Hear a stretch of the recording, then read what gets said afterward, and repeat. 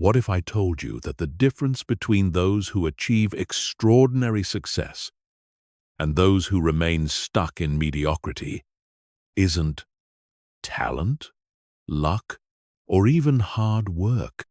What if the real difference lies in something far more fundamental, something that happens between your ears every single day, every single moment? The truth is, successful people don't just act differently, they think differently. Their minds operate on a completely different frequency, processing information, making decisions, and viewing the world through a lens that most people never discover. This isn't about positive thinking or motivation. This is about rewiring your brain to think like someone who consistently creates the results they want in life. Right now, as you listen to this, your brain is running on automatic programs, thought patterns that were installed years ago by your environment, your experiences, and the people around you. Most of these programs are keeping you exactly where you are, creating the same results over and over again. But what if you could upgrade that mental software? What if you could think like the most successful people who have ever lived? Today, you're going to discover the 15 core thinking patterns that separate winners from everyone else. These aren't theories or concepts. These are the actual mental frameworks that billionaires, world-class athletes, innovative leaders, and breakthrough achievers use every single day. By the end of this journey, you'll have the blueprint to transform not just how you think, but how you live. Chapter 1. Think in possibilities, not limitations. The first and most fundamental difference between successful people and everyone else is how they perceive reality itself. While most people look at the world and see what's impossible, what's difficult, or what can't be done, successful people have trained their minds to see what's possible, what opportunities exist, and what could be created. This isn't about blind optimism or ignoring reality. This is about understanding that your brain is a pattern recognition machine, and whatever patterns you train it to look for, it will find more of. When you consistently focus on limitations, your brain becomes an expert at spotting them everywhere. It filters out opportunities, minimizes possibilities, and keeps you trapped in a narrow view of what's achievable. Successful people understand that limitations are often illusions created by conventional thinking. They've learned to question assumptions that others take for granted. When someone says, "That's impossible," a successful person immediately asks, "Impossible for whom?"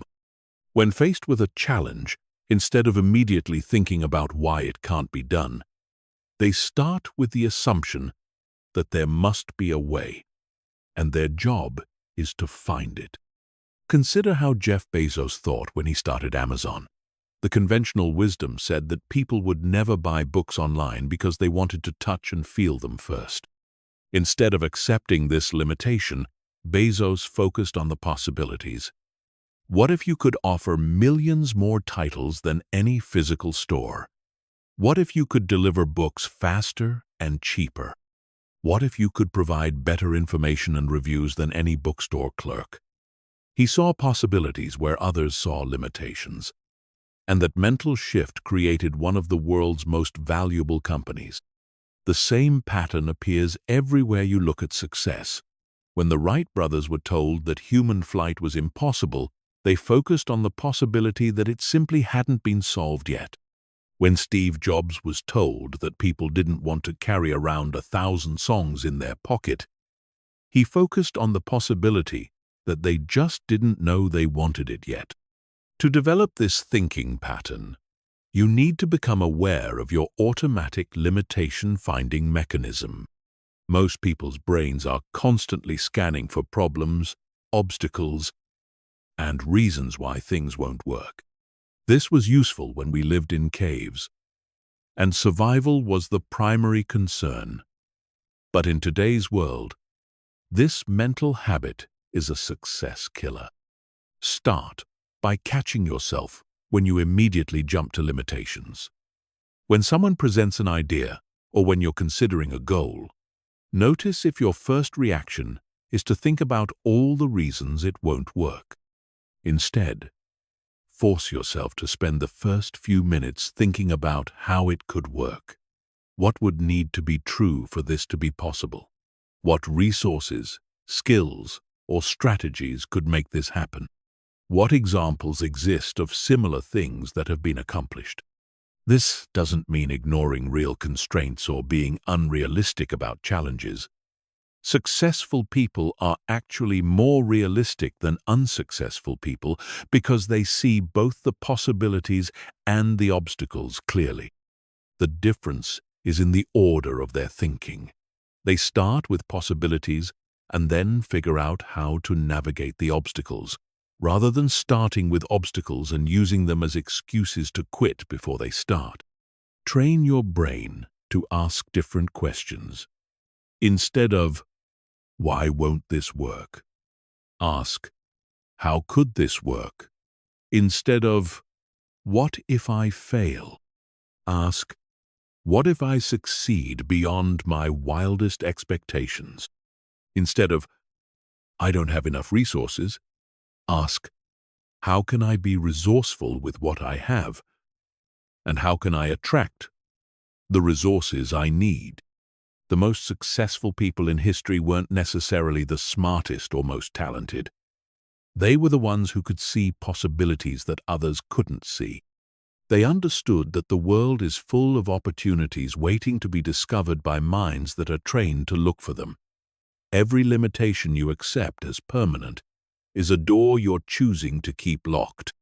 Every impossibility you embrace is a future you're deciding to give up on. Remember, successful people aren't successful because they had fewer obstacles. They're successful because they saw more possibilities for overcoming those obstacles. They understood that limitations are often just puzzles waiting to be solved, and their job was to become expert puzzle solvers. Chapter 2. Focus on what you can control. One of the most critical mental shifts that separates successful people from everyone else is their laser focus on controllable factors versus uncontrollable circumstances.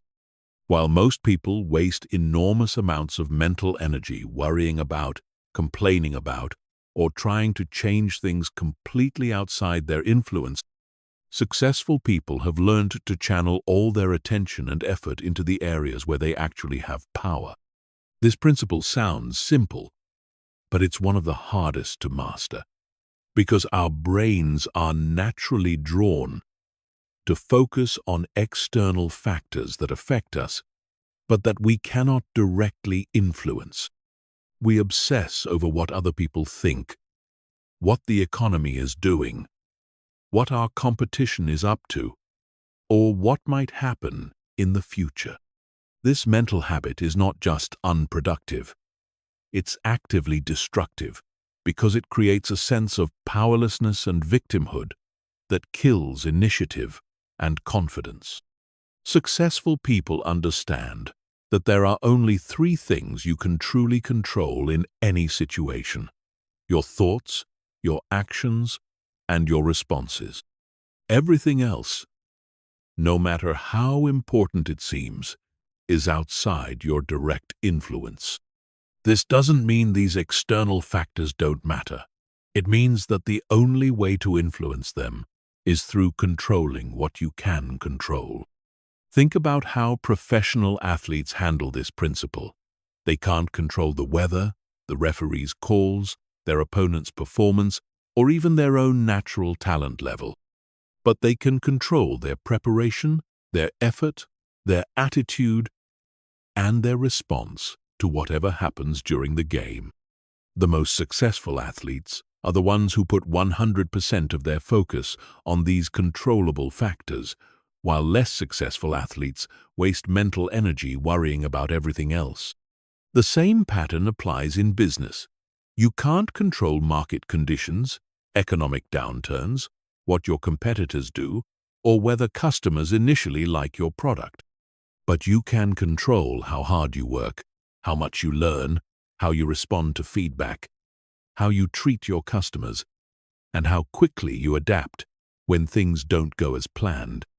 Successful entrepreneurs obsess over these controllable factors, while their unsuccessful counterparts spend their time complaining about external circumstances. This focus on controllables creates a powerful psychological effect. When you concentrate your mental energy on things you can actually influence, you start to see results. These results build confidence, which leads to better decisions and more action, which creates better results. It becomes a positive cycle where your sense of personal power grows stronger over time. Conversely, when you focus on uncontrollables, you create a negative cycle. You worry about things you can't change, which makes you feel powerless, which leads to less action and worse decisions, which creates worse results, which makes you feel even more powerless. This is why many people feel stuck and frustrated despite working hard. They're working hard on the wrong things. To develop this thinking pattern, you need to become ruthless about distinguishing between controllable and uncontrollable factors in every situation. When you face a challenge or opportunity, immediately sort all the relevant factors into two lists: what you can control and what you cannot control. Then, consciously decide to invest your mental and emotional energy only in the controllable column. For example, if you're worried about your career, separate the controllable factors like your skills, your network, your attitude, your effort, and your job search strategy from the uncontrollable factors like the job market, your company's policies, or economic conditions. Put all your energy into improving your skills, expanding your network, maintaining a positive attitude, working harder, and refining your strategy. Accept the economic conditions as they are, and focus on positioning yourself to succeed regardless of external circumstances. This doesn't mean being passive about external factors. It means understanding that the only way to influence them is indirectly, through your controllable actions. You can't control whether people like you, but you can control how valuable you make yourself to them. You can't control market conditions, but you can control how prepared you are to take advantage of opportunities when they arise.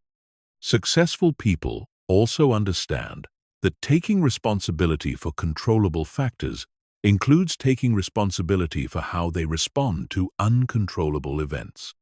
You can't control what happens to you, but you can always control what you do about what happens to you. This shift from victim thinking to responsibility thinking is one of the most powerful mental transformations you can make. The most successful people in any field are those who have developed an almost obsessive focus on what they can control, combined with a Zen-like acceptance of what they cannot control. They don't waste energy fighting reality. They invest energy creating the reality they want within the constraints that exist. Chapter 3. See failure as feedback, not finality. Perhaps no thinking pattern separates successful people from unsuccessful people more dramatically than their relationship with failure.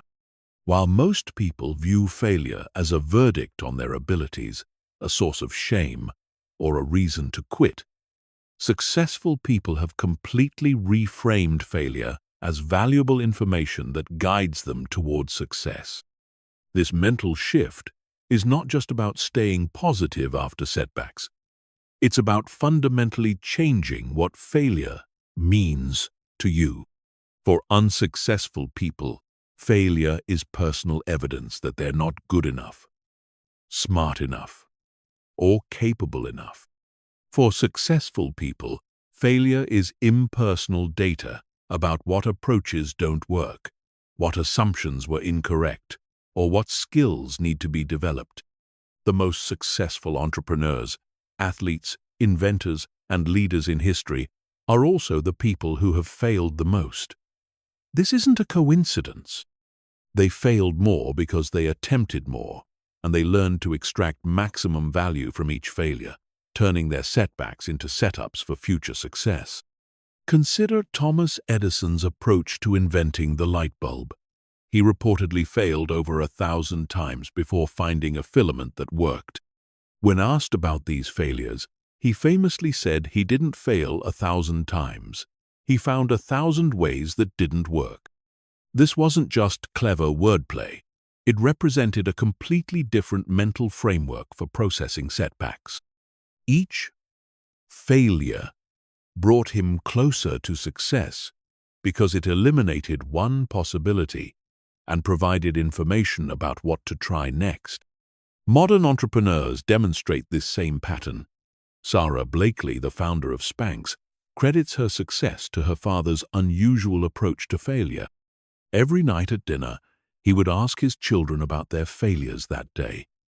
And if they hadn't failed at anything, he would be disappointed. This taught her that failure wasn't something to avoid, but something to pursue, because it meant she was trying new things and learning. The key to developing this thinking pattern is to separate your identity from your results. When you tie your self-worth to your outcomes, failure becomes a personal attack on who you are as a person. When you understand that you are not your results, failure becomes simply information about what happened, not a statement about who you are.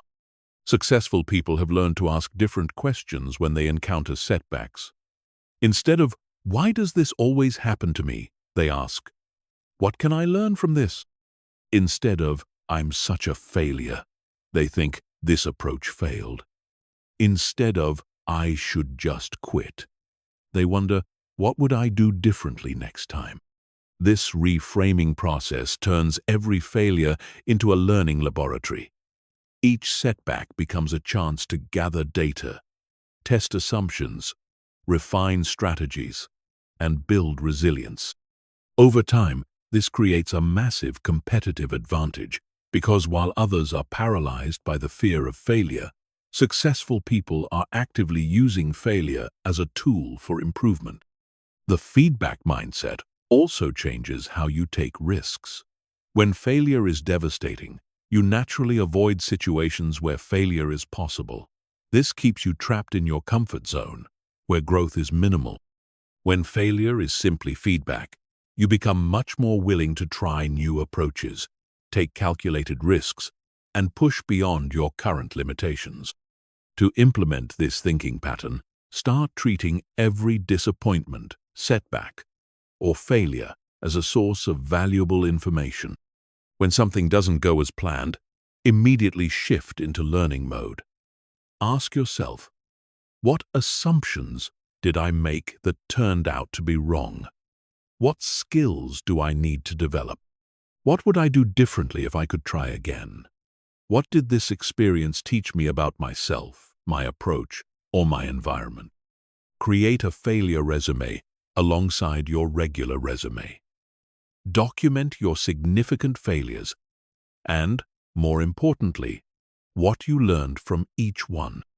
This practice will train your brain to automatically look for lessons in setbacks rather than reasons to feel bad about yourself.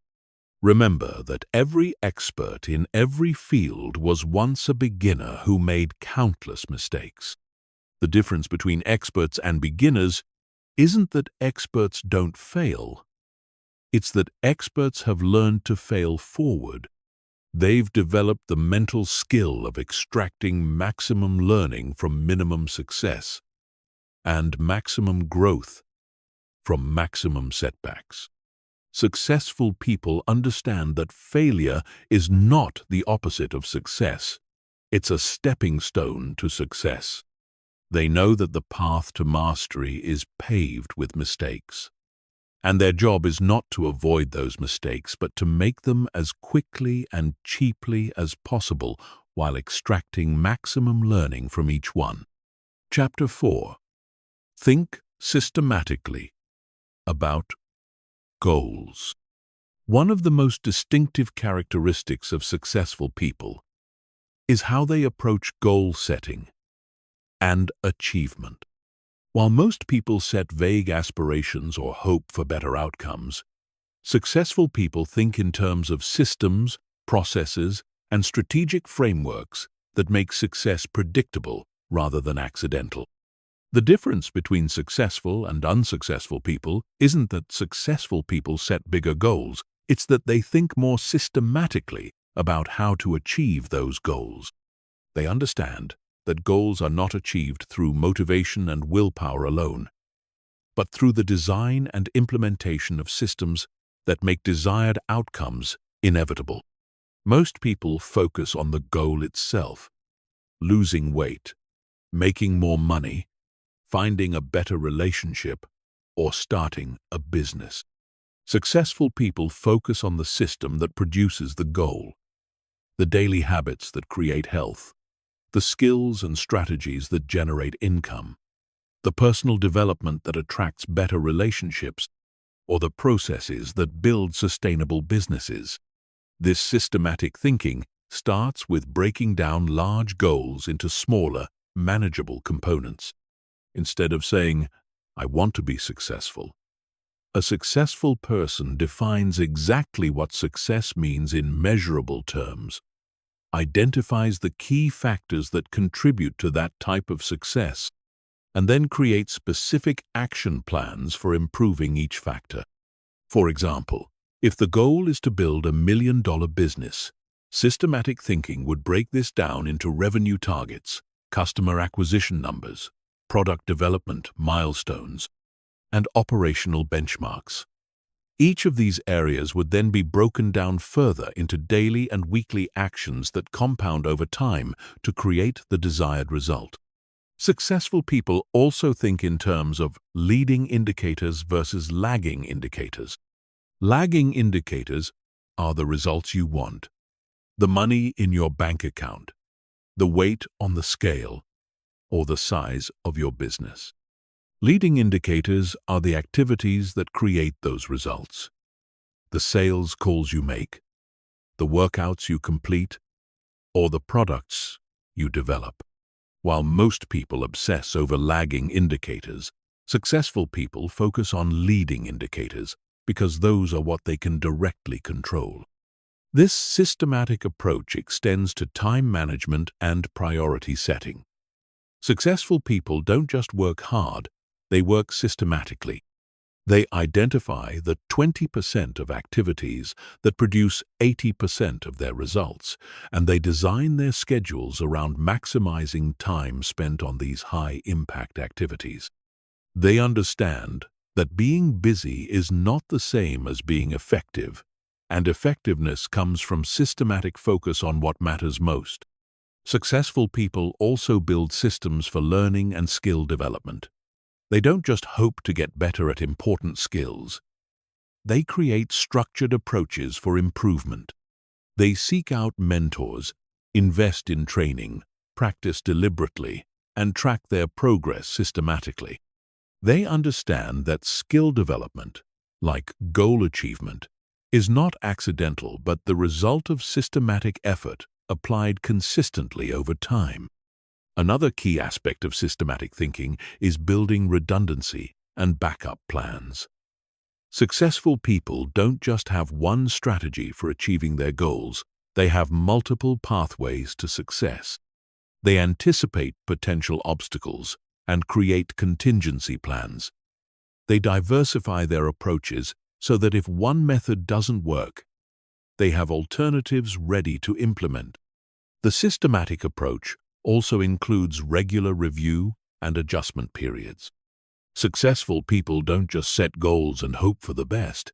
They schedule regular times to evaluate their progress, assess what's working and what isn't, and make necessary adjustments to their systems. They treat goal achievement as an iterative process of experimentation, measurement, and refinement.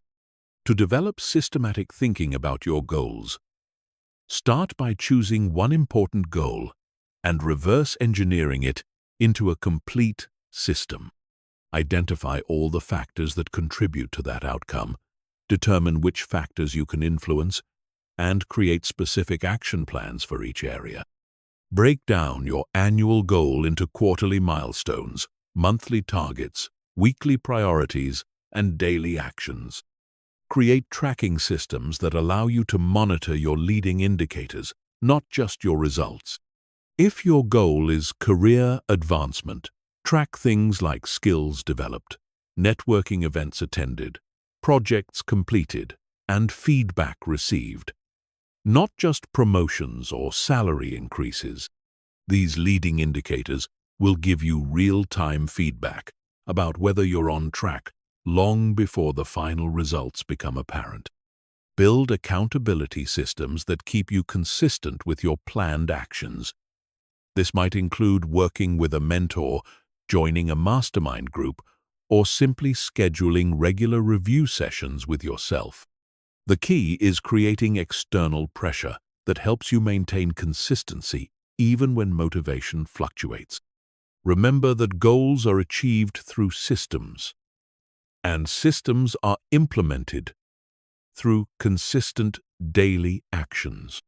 The most successful people in any field are those who have learned to design and implement systems that make their success predictable and sustainable, rather than dependent on luck, mood, or external circumstances. Chapter 5. Invest in yourself first.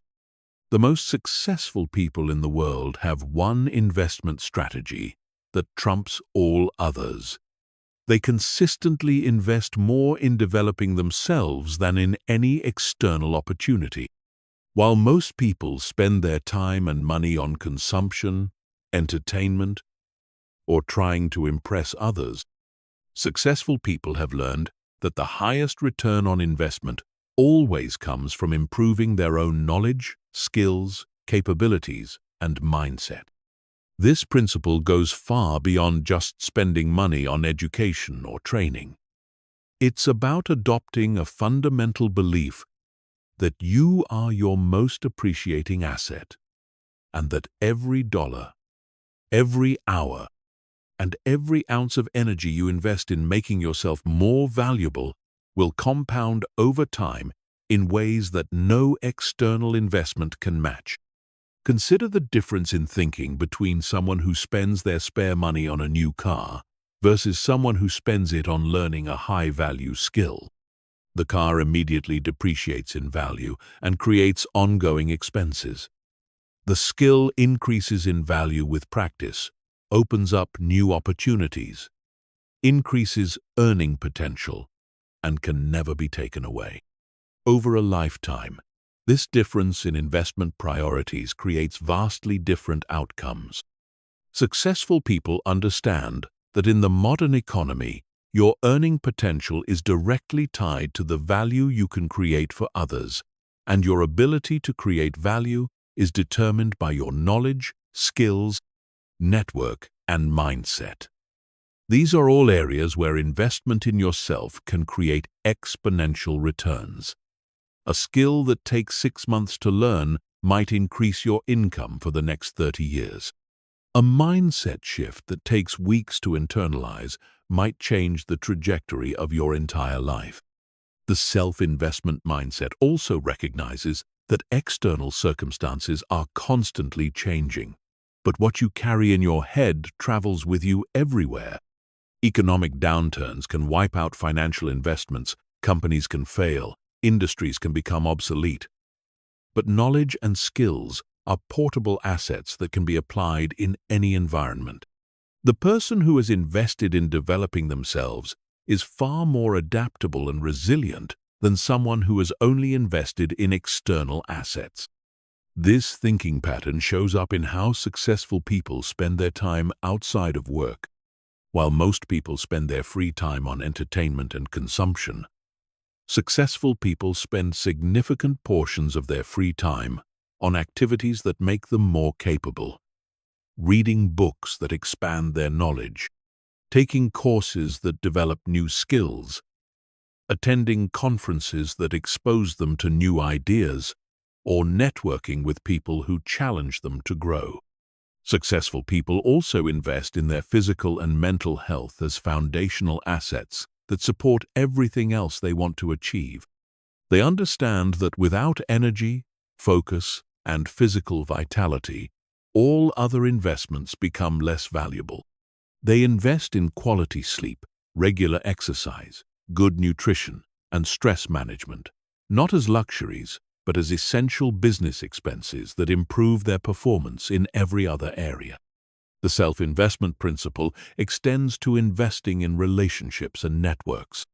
Successful people understand that their network is their net worth, not just in terms of financial opportunities, but in terms of knowledge sharing, collaboration possibilities, and mutual support. They invest time and energy in building and maintaining relationships with other growth-oriented people who can accelerate their development. Another key aspect of self-investment is learning to say no to opportunities that don't align with your development goals. Successful people are selective about how they spend their time and energy because they understand that investing in yourself requires focus and consistency. They turn down social activities, entertainment options, and even some business opportunities if those activities don't contribute to their long-term development. The self-investment mindset also includes investing in tools, resources, and environments that support your growth. This might mean spending money on a better workspace, higher quality tools, or access to information and resources that accelerate your learning. Successful people view these expenditures not as costs, but as investments that will pay dividends through improved performance and capabilities. To develop this thinking pattern, start by conducting an honest audit of how you currently invest your three most valuable resources: time, money, and energy. What percentage of each goes toward activities that make you more capable, knowledgeable, or skilled versus activities that are purely consumptive? Most people are shocked to discover how little they actually invest in their own development. Create a personal development budget that allocates a specific percentage of your income to learning, skill development, health, and growth activities. Treat this budget as non-negotiable, just like you would treat rent or mortgage payments. Start with a small percentage if necessary, but make it consistent and gradually increase it as you start to see returns on your investment. Develop the habit of asking yourself whether each opportunity or activity you're considering will make you more valuable, more capable, or more knowledgeable. Use this as a filter for decision-making about how to spend your discretionary time and money. Choose growth over comfort, learning over entertainment, and development over consumption. Remember that successful people aren't successful because they had better opportunities or more luck. They're successful because they consistently invested in becoming the kind of person who could recognize and capitalize on opportunities when they appeared. They understood that the best investment they could make was in themselves, and they were willing to make that investment consistently over many years, even when the returns weren't immediately visible. Chapter 6. Think like an owner, not an employee. One of the most profound mental shifts that separates successful people from everyone else is the transition from employee thinking to owner thinking. This isn't just about starting a business or becoming an entrepreneur, though many successful people do that eventually. It's about adopting a completely different mindset toward responsibility, initiative, problem-solving, and value creation, regardless of your current employment situation. Employee thinking is characterized by doing what you're told, staying within defined boundaries, following established procedures, and expecting others to provide direction, motivation, and solutions. It's about trading time for money and viewing work as something you have to do rather than something you choose to do. This mindset creates a sense of limitation and dependence that keeps people trapped in mediocrity. Owner thinking, on the other hand, is characterized by taking full responsibility for outcomes, looking for ways to create value, solving problems proactively, and thinking strategically about long-term results. It's about understanding that your success is entirely up to you and that no one else is coming to save you or make your life better. This mindset creates a sense of empowerment and possibility that drives extraordinary achievement. The difference shows up immediately in how people respond to problems and challenges. When something goes wrong, employee thinkers ask, "Whose fault is this?" or "Who's going to fix this?" Owner thinkers ask, "How can I solve this?" or "What can I learn from this situation?" Employee thinkers wait for someone else to provide solutions. Owner thinkers start working on solutions immediately. This mental shift dramatically changes how you approach your current job, even if you're working for someone else. Instead of doing the minimum required to avoid getting fired, you start thinking about how to create maximum value for your employer, customers, and colleagues. Instead of watching the clock and counting down to quitting time, you start looking for opportunities to contribute beyond your job description. Owner thinkers understand that every job is temporary, but the skills, relationships, and reputation you build are permanent. They approach every position as an opportunity to develop themselves, build their network, and demonstrate their capabilities to future opportunities. They don't just work in the business, they work on themselves while they're in the business. This mindset also changes how you think about money and compensation. Employee thinkers focus on getting paid more for their time. Owner thinkers focus on becoming more valuable so that better opportunities naturally gravitate toward them. They understand that their income is not determined by how many hours they work, but by how much value they create per hour. The owner mindset extends to personal development and skill acquisition. While employee thinkers expect their employer to provide training and development opportunities, owner thinkers take complete responsibility for their own learning and growth. They invest their own time and money in developing skills that will make them more valuable, regardless of whether their current employer supports or even notices these efforts. Successful people with owner thinking also approach relationships differently. Instead of competing with colleagues or hoarding information to protect their position, they look for ways to help others succeed, share knowledge freely, and build collaborative relationships. They understand that helping others become more successful creates a network of people who want to help them succeed in return.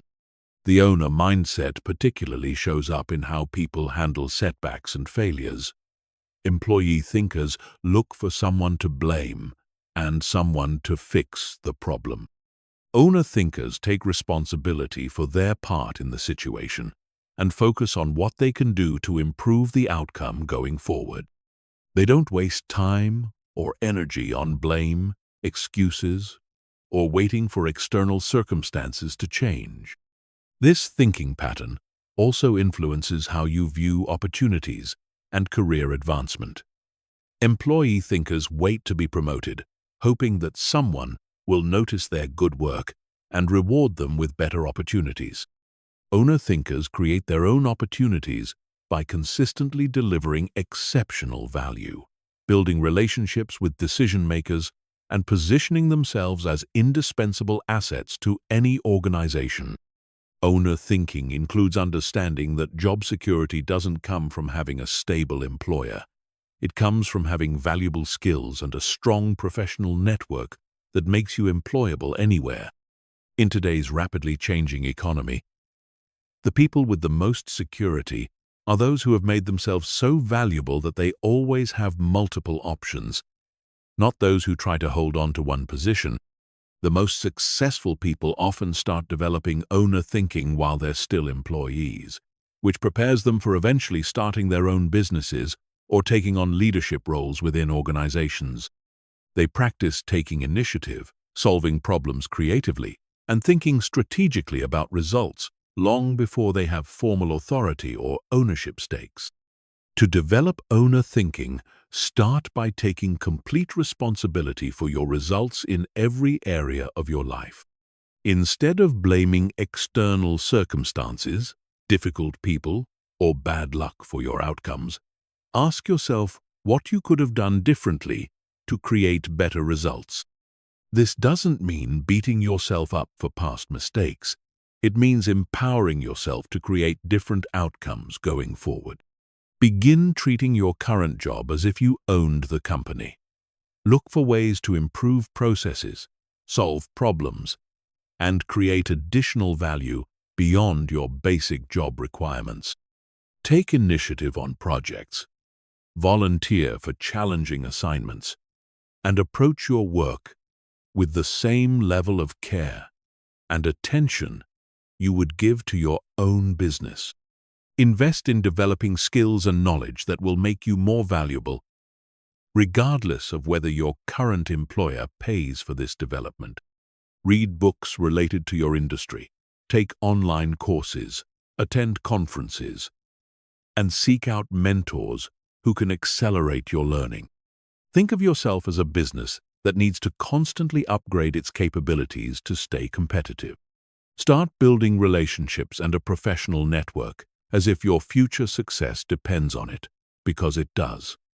Connect with colleagues, clients, suppliers, and industry leaders. Look for ways to help others achieve their goals, and maintain these relationships even when there's no immediate benefit to you. Your network becomes your most valuable asset when you need new opportunities. Think strategically about your career path instead of just reacting to whatever opportunities come your way. Where do you want to be in 5 or 10 years? What skills and experiences do you need to get there? What relationships do you need to build? What value do you need to create?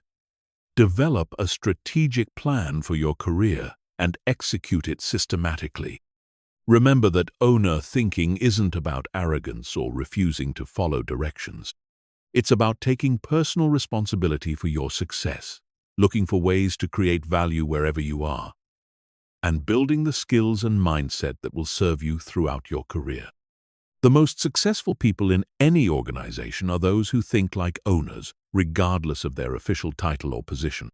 Chapter 7. Focus on value creation. Perhaps the most transformative thinking pattern that separates highly successful people from everyone else is their relentless focus on creating value for others. While most people focus on what they can get from situations, relationships, and opportunities, successful people have trained themselves to focus first on what they can give, contribute, or create that benefits others. This isn't about being altruistic or sacrificing your own interests for others. It's about understanding a fundamental principle of success. The amount of value you receive in life is directly proportional to the amount of value you create for others. Your income, your relationships, your opportunities, and your overall success are all determined by how much value other people receive from knowing you, working with you, or doing business with you. Most people have this backwards. They focus on what they want to get out of every situation, how much money they can make, what benefits they can receive, how others can help them achieve their goals. This creates a scarcity mindset that actually repels the very things they're trying to attract. When people sense that you're primarily focused on what you can get from them, they naturally become defensive and less willing to help you. Successful people understand that the fastest way to get what you want is to help other people get what they want. They approach every interaction with the question, "How can I be helpful?" rather than, "What can I get out of this?" This shift in focus creates a completely different dynamic in relationships and opportunities. Value creation thinking shows up in how successful people approach their careers. Instead of focusing primarily on salary, benefits, and advancement opportunities, they focus on how they can solve problems, improve processes, and create results that benefit their employer and colleagues. They understand that when you make yourself incredibly valuable to others, compensation and advancement become natural byproducts. This mindset also transforms how successful people build businesses. Instead of starting with how much money they can make, they start with what problems they can solve or what needs they can meet in the marketplace. They focus on creating products or services that genuinely improve people's lives, knowing that if they create enough value for enough people, financial success will follow automatically. The value creation mindset extends to personal relationships as well. Successful people focus on being the kind of person others want to be around. Someone who listens well, offers helpful advice, provides emotional support, and celebrates others' successes. They understand that strong relationships are built on mutual value exchange, and they make sure they're contributing at least as much as they're receiving. In networking situations, while most people focus on collecting business cards and making contacts who might be useful to them, successful people focus on learning about others' challenges and goals, so they can provide helpful introductions, resources, or advice. This approach builds much stronger and more lasting professional relationships because people remember those who helped them, not those who tried to use them. Value creation thinking also influences how successful people handle problems and conflicts. Instead of focusing on blame or protecting themselves, they focus on finding solutions that benefit everyone involved. They approach conflicts as opportunities to create win-win outcomes rather than zero-sum battles where someone has to lose. The most successful people understand that there are different types of value they can create. There's economic value, helping others make money, save money, or achieve financial goals. There's functional value, solving practical problems or making processes more efficient. There's emotional value, providing encouragement, inspiration, or emotional support. There's social value, helping people connect with others or improve their relationships. And there's educational value, teaching others new skills or sharing useful knowledge. Successful people become students of value creation. They constantly look for ways to increase the value they provide in all these areas. They ask themselves questions like, what problems do the people around me face that I could help solve?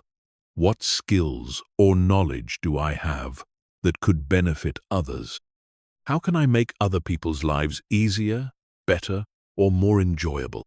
This focus on value creation also makes successful people more attractive to opportunities.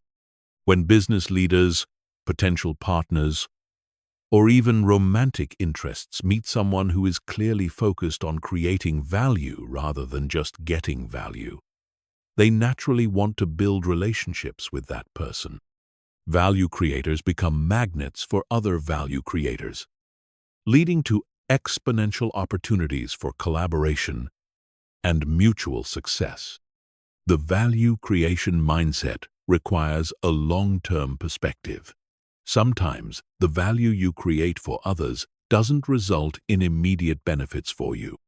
You might help someone succeed without receiving any direct compensation or recognition. But over time, this approach builds a reputation and a network of people who want to reciprocate and help you succeed. To develop value creation thinking, Start by conducting an honest assessment of your current approach to relationships and opportunities. In your interactions with others, are you primarily focused on what you can get or what you can give? Do you approach networking events thinking about who might be useful to you, or thinking about how you might be useful to others? Begin shifting your focus by actively looking for ways to help the people around you. This could be as simple as making helpful introductions between people in your network, sharing relevant articles or resources with colleagues, or offering to help with projects that aren't officially your responsibility. Start small, but be consistent in looking for value creation opportunities. Develop your skills and knowledge specifically, with an eye toward how you can use them to benefit others. If you're learning a new technology, think about how you can use it to solve problems for your employer or clients. If you're developing expertise in an area, consider how you can share that knowledge through teaching, writing, or mentoring others. Practice asking better questions in your conversations with others. Instead of focusing on what you need or want, ask questions that help you understand what others are trying to achieve and what challenges they face. The more you understand about others' goals and obstacles, the better positioned you are to identify ways you can be helpful. Remember that value creation is not just a business strategy, it's a life philosophy. The most successful and fulfilled people are those who have made value creation a central part of who they are. They find genuine satisfaction in helping others succeed, and this authentic desire to contribute creates opportunities and relationships that purely transactional approaches never could. Chapter 8. Think in systems and processes. One of the most powerful mental frameworks that separates successful people from everyone else is their ability to think in terms of systems and processes rather than just individual actions and events. While most people focus on isolated incidents, immediate problems, or single solutions, successful people see the underlying patterns, interconnected relationships, and repeatable processes that create consistent results over time. This systems thinking approach allows successful people to create predictable outcomes rather than hoping for lucky breaks. They understand that sustainable success is not the result of working harder or getting lucky, but of designing and implementing systems that automatically produce the results they want. This is why successful people can often achieve more while working less, and why their success tends to compound and accelerate over time. Systems thinking shows up first in how successful people approach problem solving. When faced with a challenge, most people look for quick fixes or band-aid solutions that address the immediate symptoms. Successful people step back and analyze the entire system that created the problem, looking for root causes and structural issues that need to be addressed to prevent the problem from recurring. For example, if a business is losing customers, systems thinkers don't just focus on winning back individual customers. They analyze the entire customer experience system, how customers discover the business, what their initial interactions are like, how well the product or service meets their needs, how customer service handles problems, and what the follow-up process looks like. They look for systematic improvements that will prevent customer loss and increase customer satisfaction across the board. This approach extends to personal productivity and time management. While most people try to get more done by working longer hours or using willpower to stay focused, successful people design systems that make productivity automatic. They create routines, templates, checklists, and processes that eliminate decision fatigue and ensure that important tasks get done consistently without relying on motivation or memory. Successful people also think systematically about skill development and learning. Instead of randomly taking courses or reading books when they feel like it, they design learning systems that ensure continuous improvement in areas that matter most to their goals. They might schedule specific times for learning, create accountability structures, or establish ways to practice and apply new knowledge systematically. The systems approach is particularly powerful in business and entrepreneurship. Successful business owners understand that their job is not to work in the business doing everything themselves, but to work on the business creating systems that allow it to operate effectively without their constant intervention. They systematize everything from marketing and sales to customer service and product delivery, creating predictable and scalable operations. This systems thinking extends to financial management as well. Instead of just trying to spend less or make more money sporadically, successful people create financial systems that automatically direct money towards savings, investments, and important goals. They set up automatic transfers, create budgeting processes, and establish investment strategies that compound their wealth over time without requiring constant attention. Successful people also apply systems thinking to their relationships and networks. Instead of randomly meeting people and hoping for the best, they create systematic approaches to building and maintaining professional relationships. They might have systems for staying in touch with contacts, processes for meeting new people in their industry, or structured approaches to providing value to their network. The power of systems thinking becomes most apparent when successful people need to scale their efforts or teach others to achieve similar results.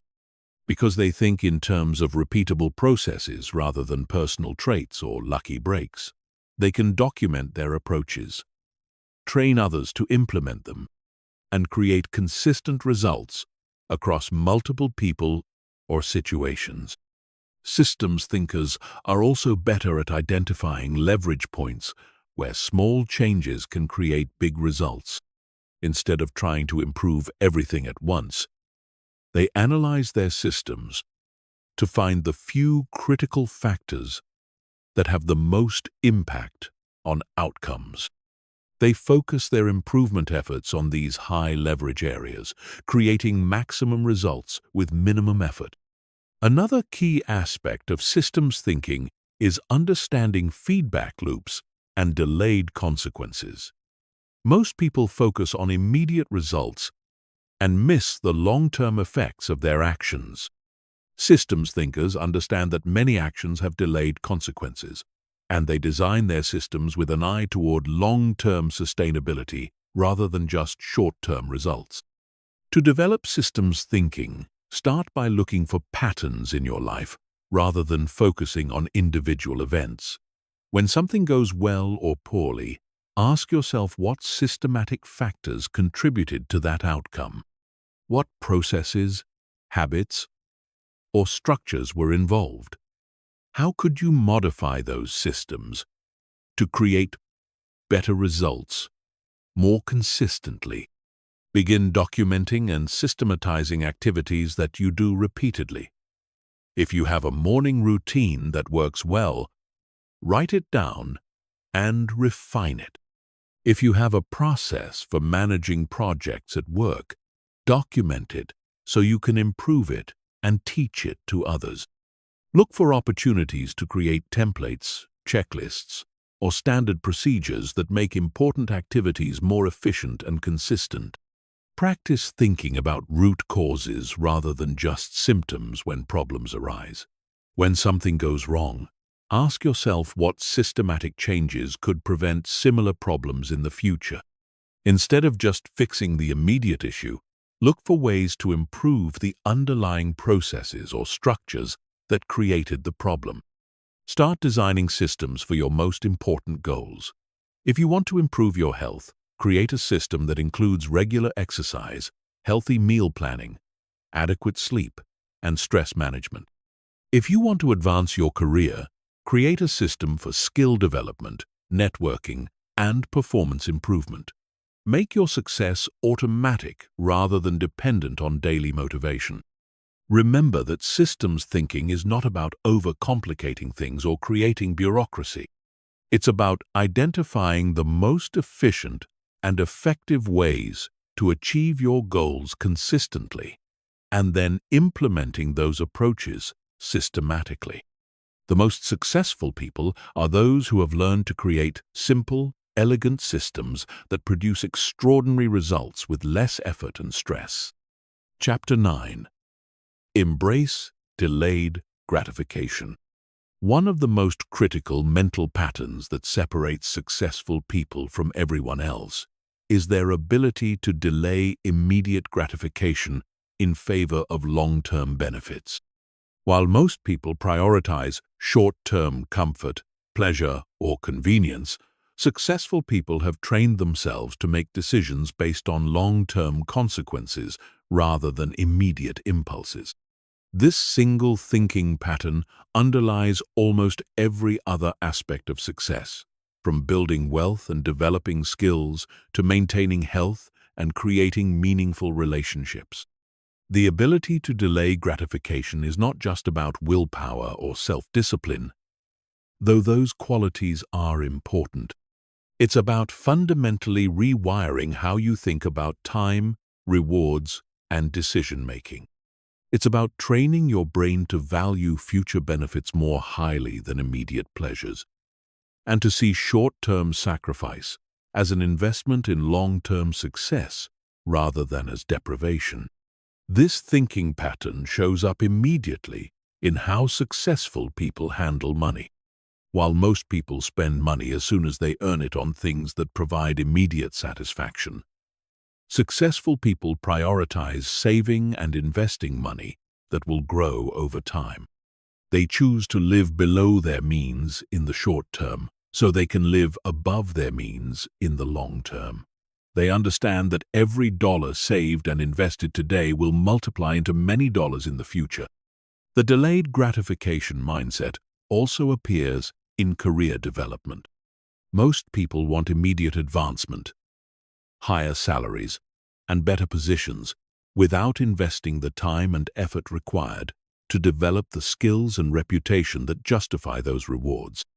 Successful people are willing to work in less glamorous positions, take on challenging assignments, and invest years in learning and growing before expecting significant rewards. They understand that career success is built over decades, not months. This pattern is particularly evident in skill development and education. While most people avoid the discomfort of learning difficult new skills or studying complex subjects, successful people embrace that discomfort because they understand that today's learning effort becomes tomorrow's competitive advantage. They're willing to spend evenings and weekends developing capabilities that others won't, knowing that this investment will pay dividends for years to come. The delayed gratification principle extends to health and fitness as well. Successful people understand that maintaining their physical and mental health requires daily choices that prioritize long-term vitality over short-term pleasure. They choose to exercise when they'd rather relax, eat nutritious foods when they'd rather have junk food, and get adequate sleep when they'd rather stay up late. They see these choices not as sacrifices but as investments in their long-term energy and capability. In business and entrepreneurship, delayed gratification thinking is absolutely critical. Building a successful business requires years of working longer hours for less money than you could make as an employee, reinvesting profits back into the business instead of spending them on personal luxuries, and persisting through failures and setbacks that would cause most people to quit. Successful entrepreneurs understand that business success requires enormous short-term sacrifice for long-term freedom and financial reward. The ability to delay gratification also shows up in relationship building. While most people want immediate connection and intimacy, successful people understand that the strongest relationships are built slowly over time through consistent trust building, mutual support, and shared experiences. They're willing to invest time and energy in relationships long before receiving significant benefits, knowing that these investments create lasting bonds that provide support and opportunities for decades. This thinking pattern requires a sophisticated understanding of compound effects. Just as money compounds when invested, so do skills, relationships, reputation, and habits. Successful people understand that small, consistent actions taken over long periods create exponential results that far exceed the sum of the individual actions. They're willing to make small sacrifices daily because they understand how these compound into massive advantages over time.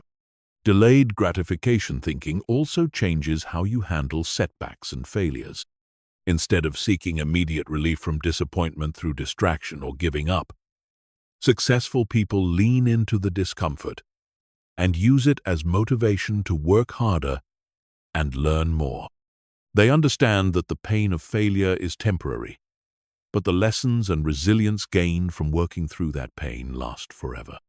The most successful people have learned to find satisfaction in the process of working toward long-term goals rather than needing immediate rewards to stay motivated. They've trained themselves to feel good about making the right choices, even when those choices don't provide immediate benefits. They derive pleasure from discipline itself, knowing that disciplined choices compound into extraordinary outcomes. To develop delayed gratification thinking, start by getting clear about your long-term goals and the specific benefits you'll receive by achieving them. Make these future benefits as vivid and emotionally compelling as possible. When you're tempted by short-term pleasures that conflict with your long-term goals, remind yourself specifically what you're working toward and why it's worth the sacrifice. Practice making small, delayed gratification choices consistently. If you want to build wealth, automatically save a percentage of every paycheck before you have a chance to spend it. If you want to improve your health, pack healthy lunches instead of buying convenience food. If you want to develop skills, spend 30 minutes every day learning instead of watching television. Start with small choices that build the mental muscle of delayed gratification. Create systems and environments that make delayed gratification easier. Remove temptations from your environment when possible, and create positive peer pressure by surrounding yourself with people who also prioritize long-term thinking. Use technology to automate good choices, like automatic savings transfers or calendar reminders for important activities. Regularly calculate the compound effects of your delayed gratification choices. Figure out how much money you'll have in 10 or 20 years if you consistently save and invest. Estimate how much more valuable you'll be professionally if you consistently develop skills. Visualize how much healthier and more energetic you'll be if you consistently make good health choices. Make the long-term benefits concrete and compelling. Remember that delayed gratification is not about depriving yourself of all pleasure or living a joyless life. It's about being strategic about which pleasures you choose and when you choose them. Successful people often enjoy more pleasure and luxury than anyone else, but they earn those rewards through disciplined choices that create long-term success, rather than seeking immediate gratification that undermines their future. Chapter 10. Think strategically about relationships. One of the most sophisticated thinking patterns that distinguishes highly successful people is their strategic approach to relationships. This doesn't mean being manipulative or treating people as tools to be used. Instead, it means understanding that relationships are the foundation of all success and approaching them with the same level of intentionality, investment, and long-term thinking that you would apply to any other critical asset in your life. Most people approach relationships reactively. They build friendships based on convenience or proximity, network only when they need something, and treat professional relationships as purely transactional exchanges. Successful people understand that relationships are the primary driver of opportunities, support, knowledge sharing, and personal growth, and they approach relationship building as one of their most important ongoing activities. Strategic relationship thinking starts with understanding that your network truly is your net worth, but not in the superficial way that phrase is often interpreted. It's not about collecting business cards or having the most LinkedIn connections. It's about building genuine, mutually beneficial relationships with people who can accelerate your growth, provide valuable perspectives, open doors to opportunities, and support you through challenges over the long term. Successful people think carefully about the types of relationships they need to support their goals, and then systematically work to build those relationships. They identify mentors who can guide their development, peers who can collaborate and share resources, and junior people they can mentor, and who might become valuable connections as their careers progress. They also build relationships with people in complementary fields who can provide different perspectives and opportunities. The strategic approach to relationships includes being generous with your time, knowledge, and resources long before you need anything in return.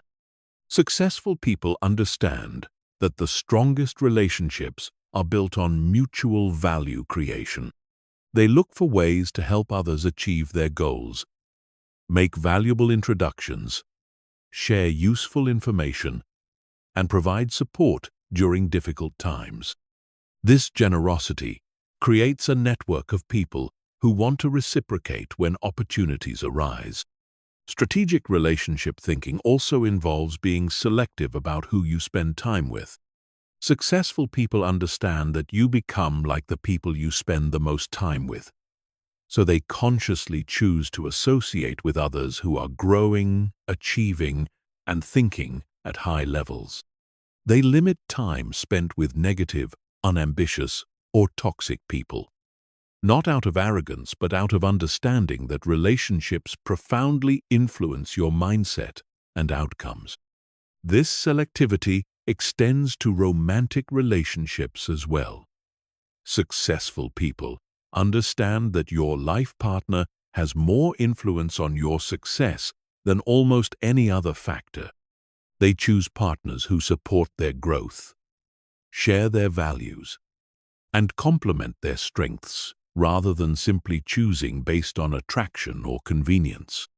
They understand that the right relationship can accelerate your success dramatically, while the wrong relationship can undermine everything else you're trying to achieve.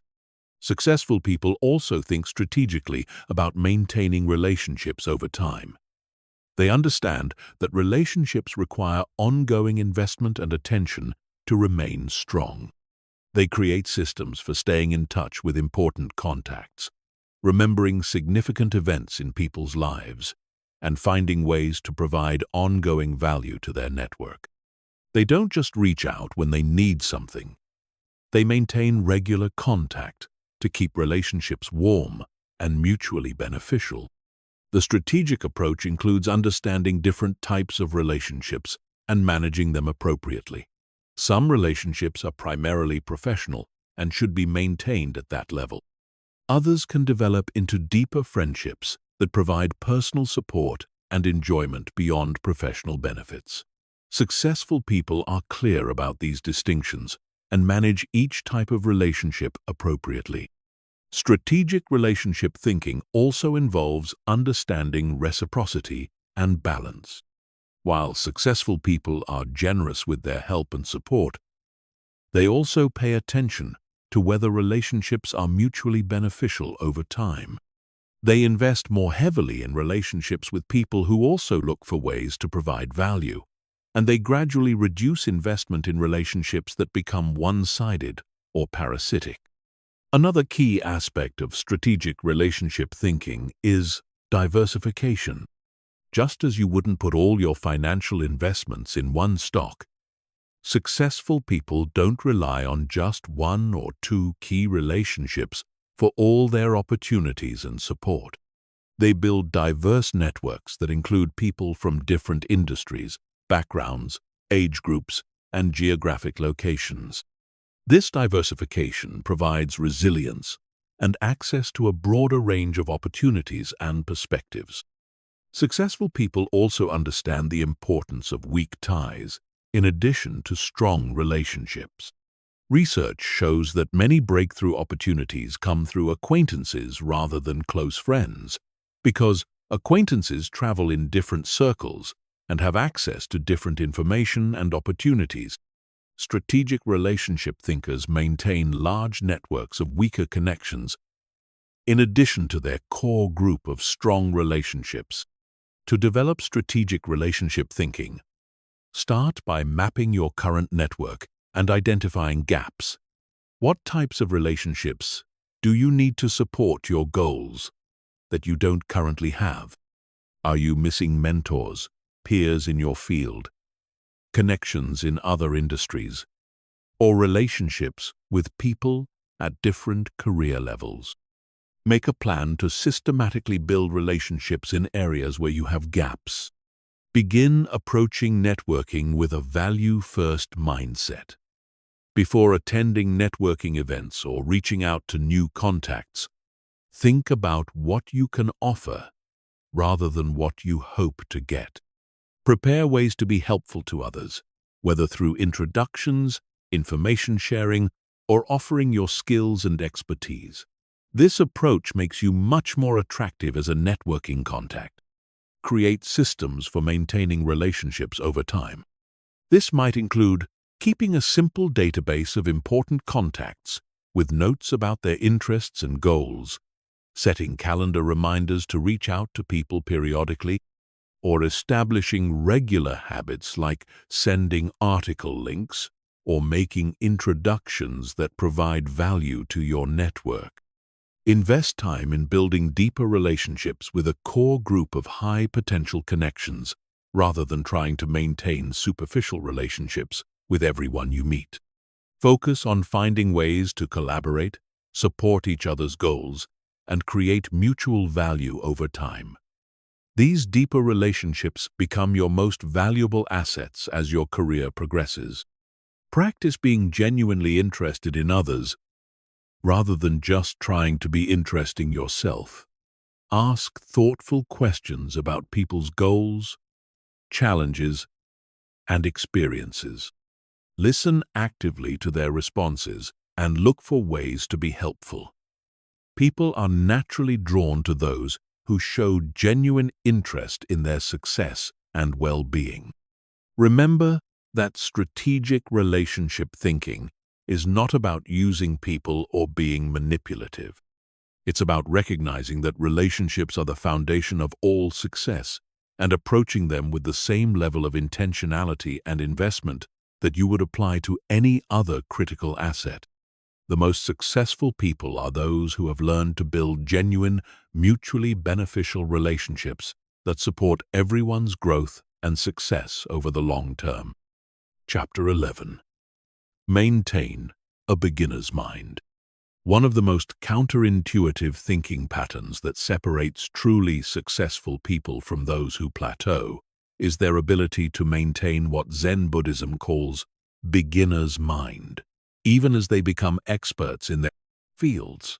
While most people become more rigid and closed-minded as they gain experience and expertise, the most successful people deliberately cultivate curiosity, openness to new ideas, and willingness to be wrong or to learn from anyone, regardless of that person's status or experience level. This beginner's mind approach is not about lacking confidence or expertise. It's about understanding that the moment you think you know everything about your field is the moment you stop growing and start becoming obsolete. In today's rapidly changing world, the skills and knowledge that made you successful yesterday may not be sufficient for tomorrow's challenges.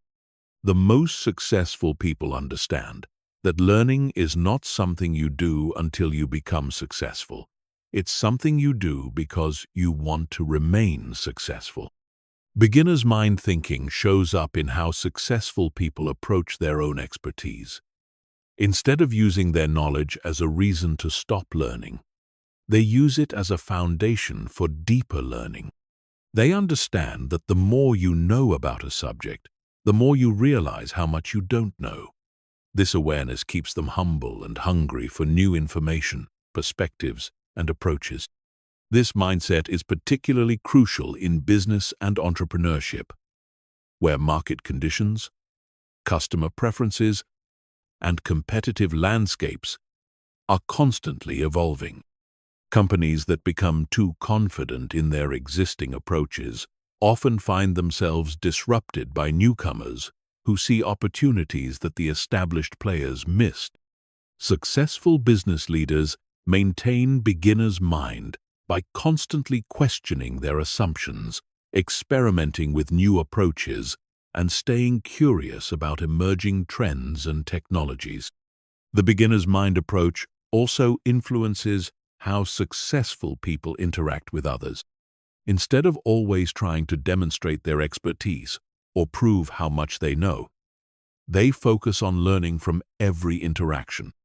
They ask questions, listen carefully to different perspectives, and remain open to ideas that challenge their existing beliefs. They understand that valuable insights can come from anywhere: junior employees, customers, competitors, or even people outside their industry entirely. This thinking pattern requires genuine intellectual humility, which is different from false modesty or lack of confidence. Intellectual humility means being confident in your ability to learn and adapt while remaining genuinely uncertain about whether your current knowledge and approaches are optimal. It means being strong enough in your sense of self that you don't need to be right all the time or prove your expertise in every conversation. Successful people with beginner's mind are particularly good at learning from failure and criticism. Instead of defending their previous decisions or trying to save face, they approach setbacks as learning opportunities. They ask themselves what assumptions they made that turned out to be wrong, what information they missed, and what they would do differently next time.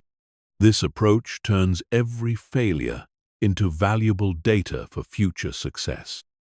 The beginner's mind also shows up in how successful people approach new challenges or opportunities outside their area of expertise. Instead of avoiding situations where they might not immediately excel, they embrace these opportunities as chances to expand their capabilities. They're comfortable being beginners again, asking basic questions, and learning from people who know more than they do in these new areas. This mindset is particularly powerful when combined with the confidence that comes from having succeeded before. Successful people understand that their ability to learn and adapt is more valuable than any specific knowledge or skill they currently possess. This gives them the confidence to enter new fields, take on unfamiliar challenges, and reinvent themselves when necessary. Beginner's mind thinking also influences how successful people stay current in their fields. Instead of relying solely on their existing knowledge and experience, they actively seek out new information, attend conferences, read research, and engage with thought leaders who are pushing the boundaries of their industry. They understand that expertise requires constant updating and refinement. The most successful people also maintain beginner's mind in their personal development. They don't assume that because they've achieved success in one area of life, they automatically know how to succeed in other areas. They approach relationships, health, finances, and personal growth with the same curiosity and willingness to learn that they brought to their professional success. This thinking pattern requires actively fighting against the natural human tendency toward cognitive arrogance. As people gain expertise and experience success, they naturally become more confident in their opinions and less open to alternative viewpoints.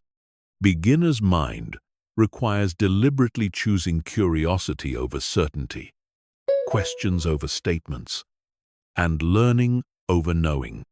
To develop beginner's mind thinking, start by regularly questioning your own assumptions and beliefs. In areas where you consider yourself knowledgeable, actively seek out information that challenges your current understanding. Look for people who disagree with your perspectives and try to understand their reasoning rather than immediately dismissing their ideas. Practice asking more questions and making fewer statements in your conversations with others.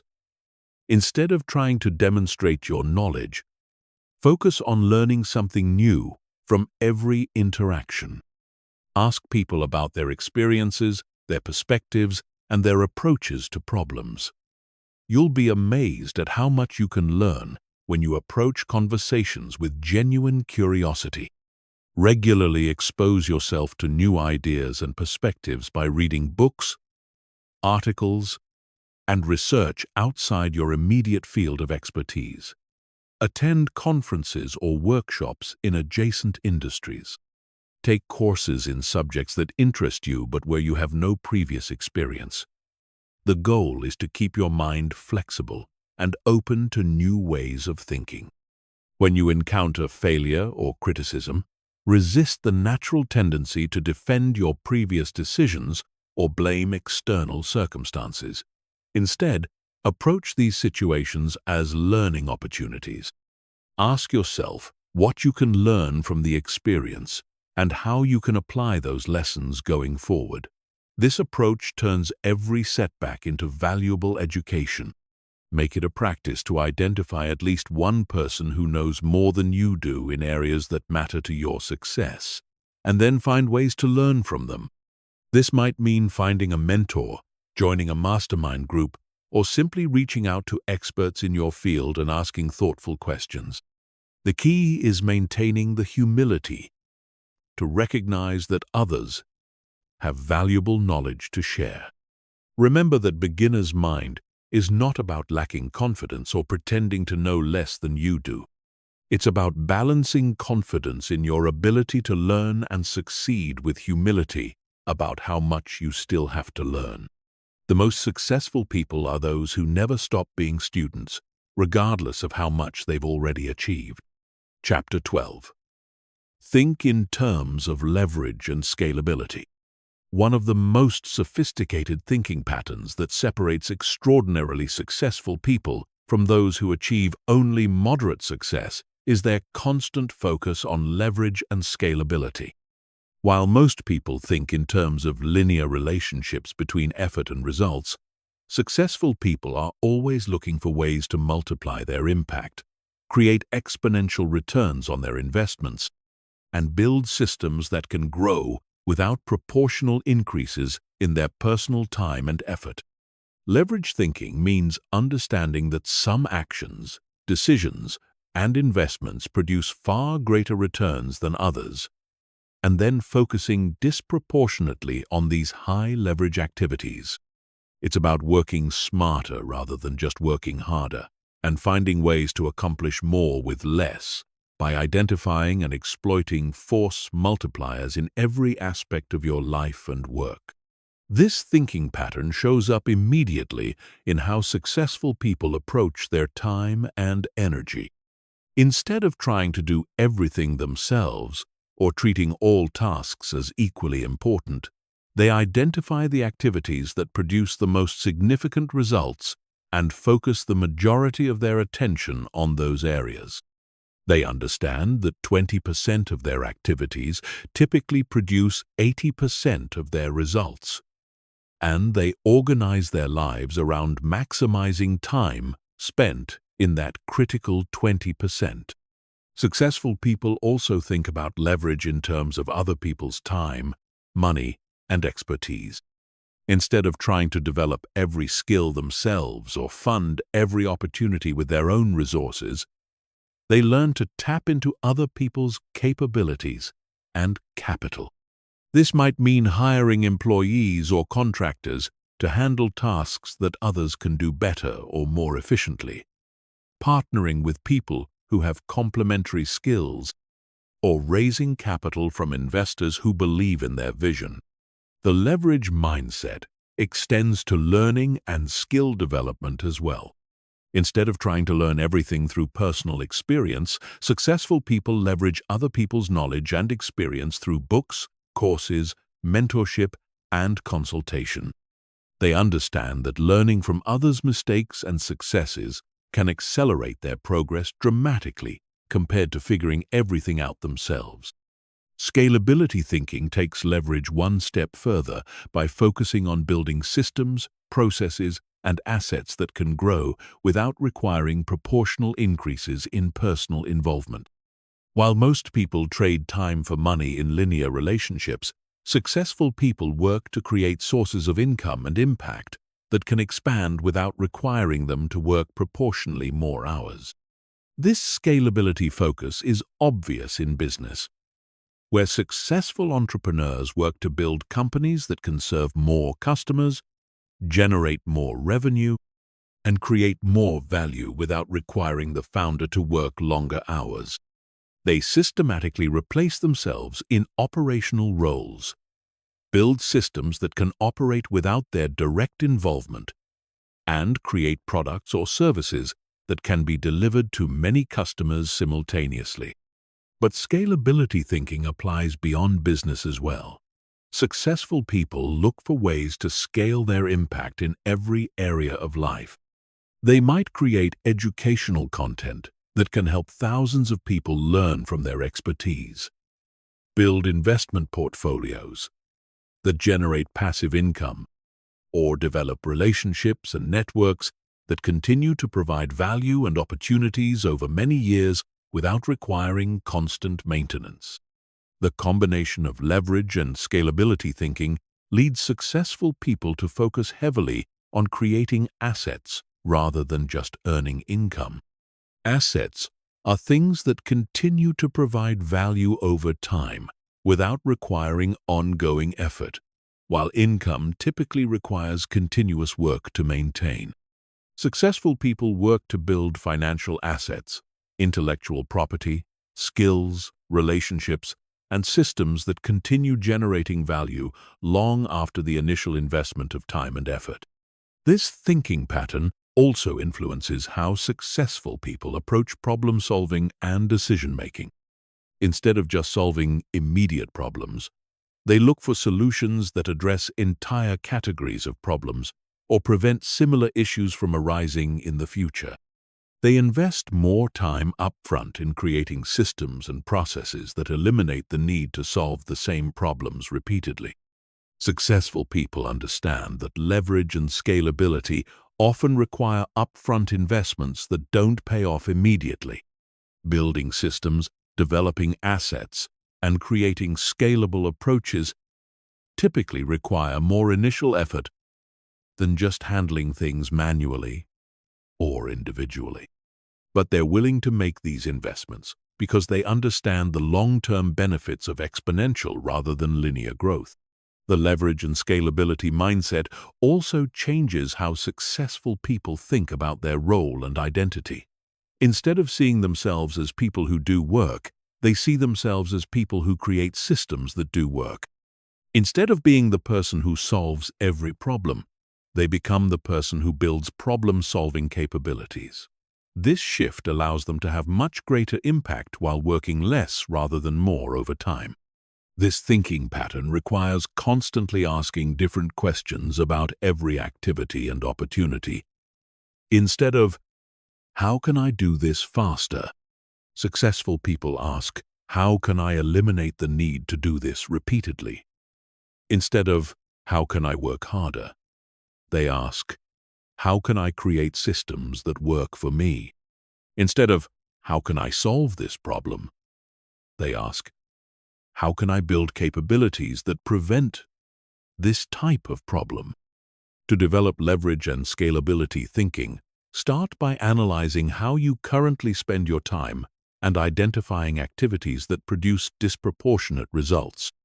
Look for patterns in your most successful outcomes and try to understand what factors made those results possible. Focus more of your attention on replicating and amplifying these high-leverage activities.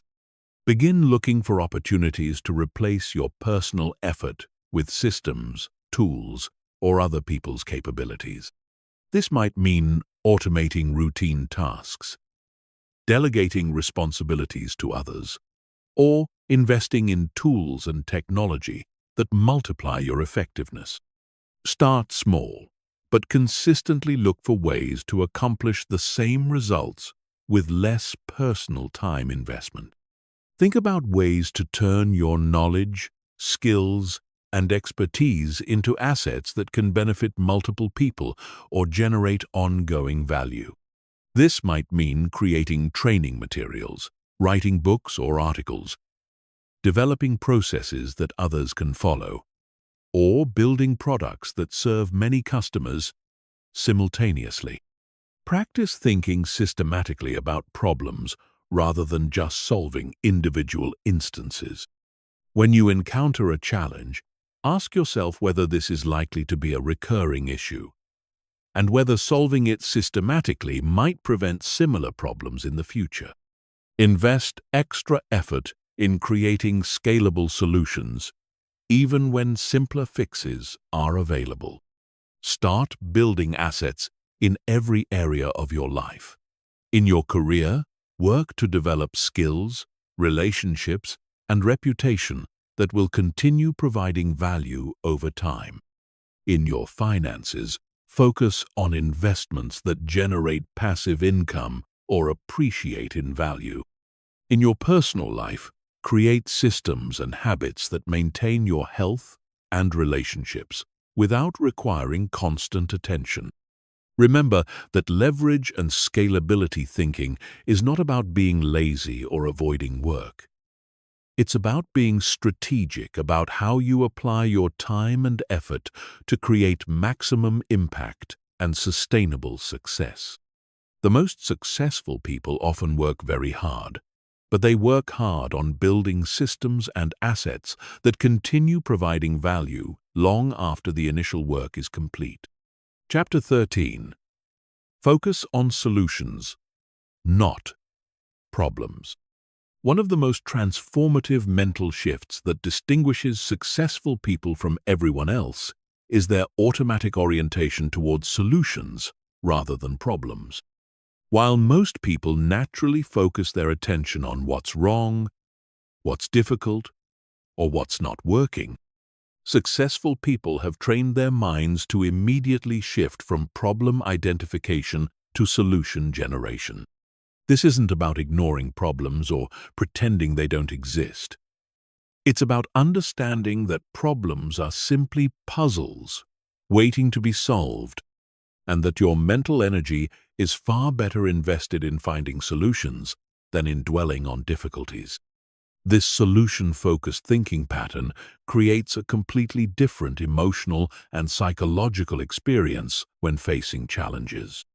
Most people encounter problems and immediately feel stressed, overwhelmed, or defeated because their minds become fixated on the difficulty of the situation.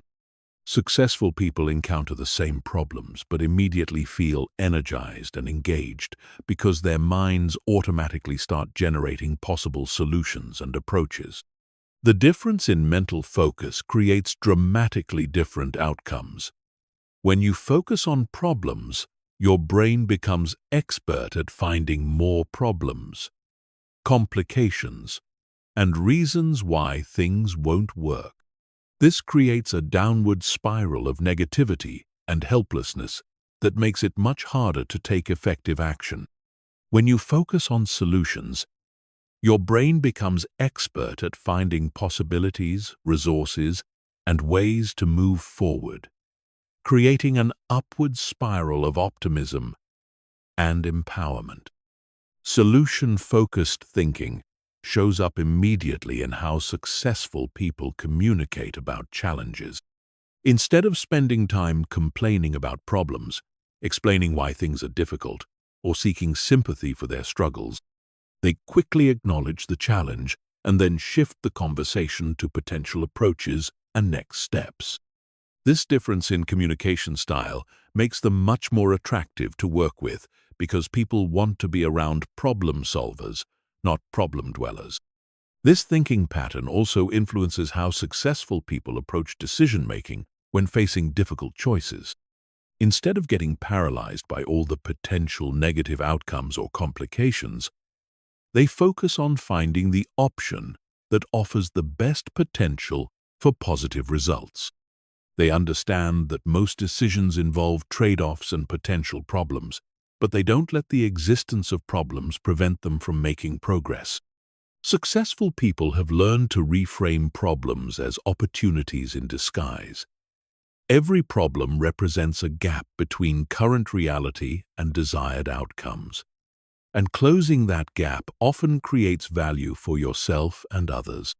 The bigger the problem, the bigger the opportunity for someone who can solve it.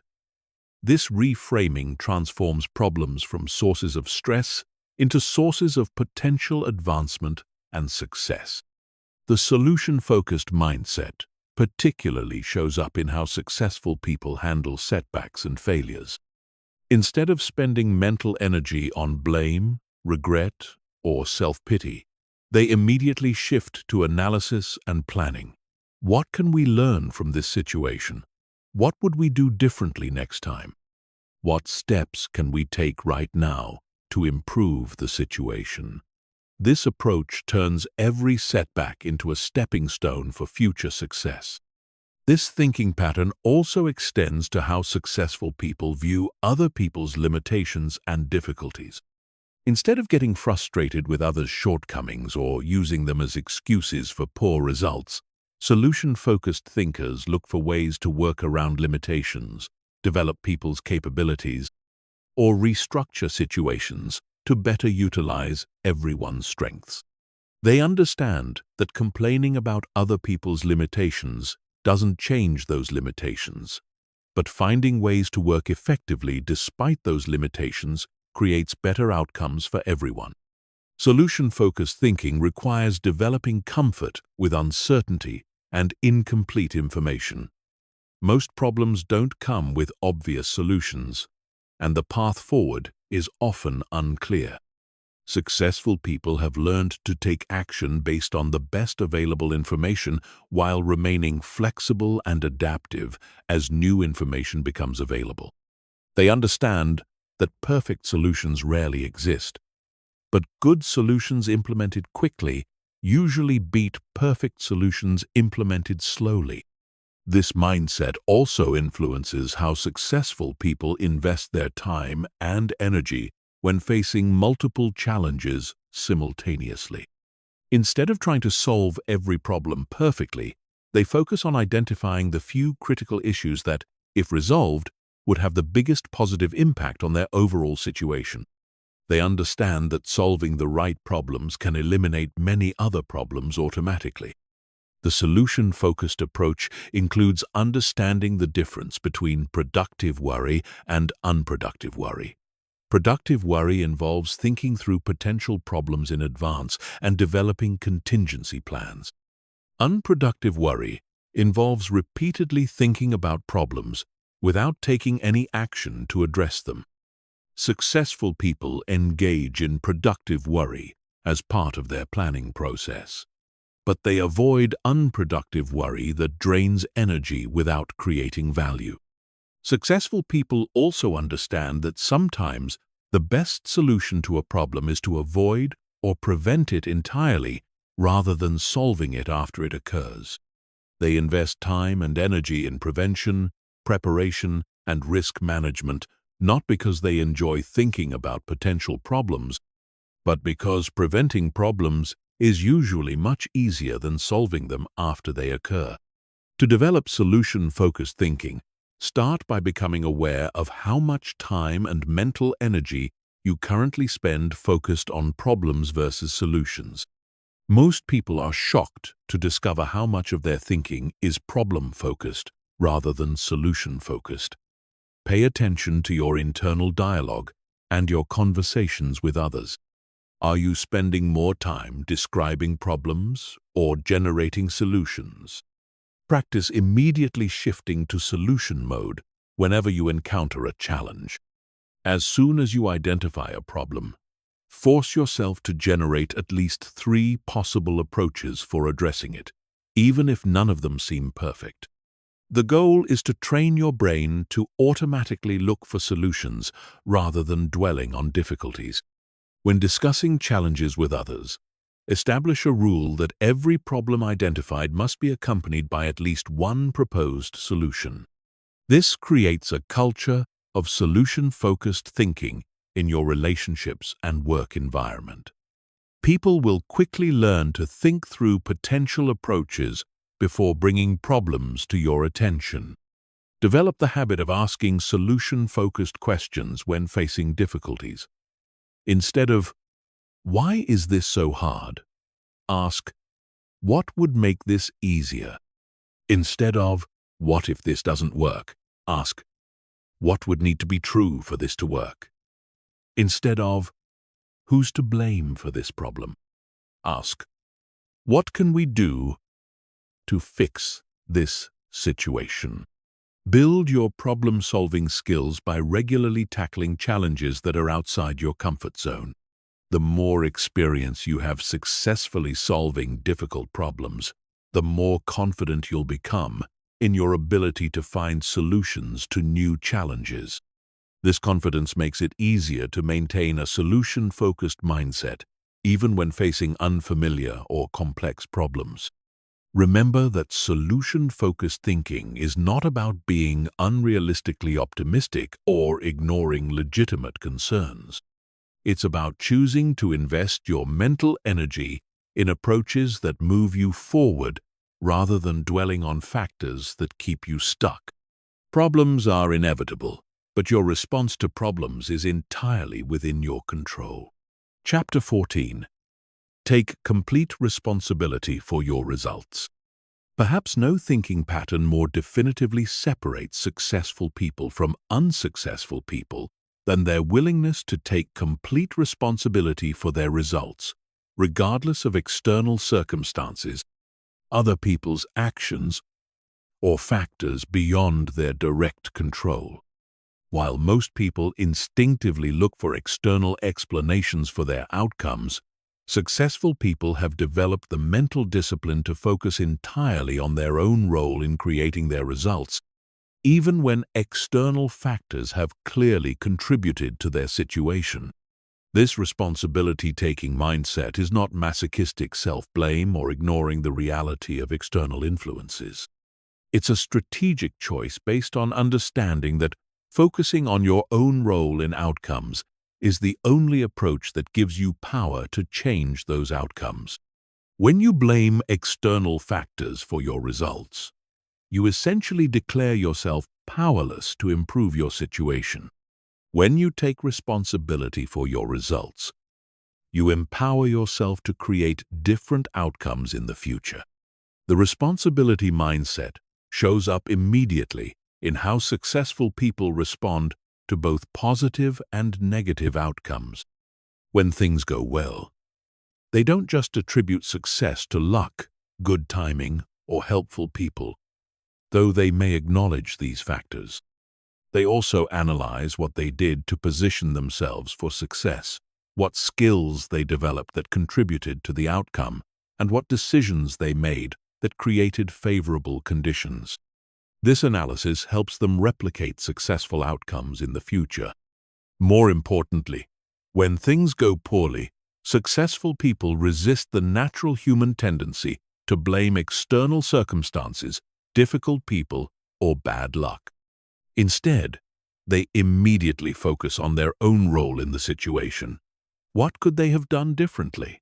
What warning signs did they miss? What skills do they need to develop? What assumptions did they make that turned out to be wrong? This focus on personal responsibility transforms every failure into valuable learning that improves future performance. This thinking pattern particularly distinguishes successful people in how they handle difficult relationships and interpersonal conflicts. While most people focus on what the other person did wrong or how unfairly they were treated, successful people focus on their own communication, their expectations, their boundary setting, and their choices about how to respond to others' behavior. They understand that they can't control other people, but they can control their own actions and responses. The responsibility mindset also shows up in how successful people approach their careers and professional development.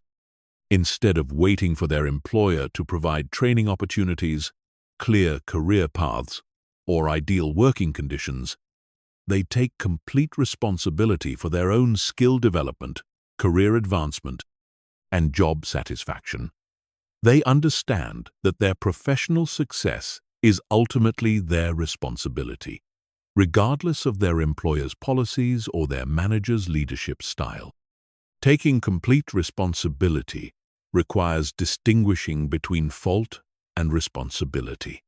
Fault is about blame and judgment regarding past events. Responsibility is about ownership and action regarding future outcomes.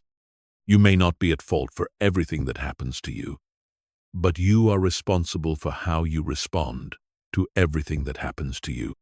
This distinction allows successful people to take responsibility without engaging in unproductive self-blame.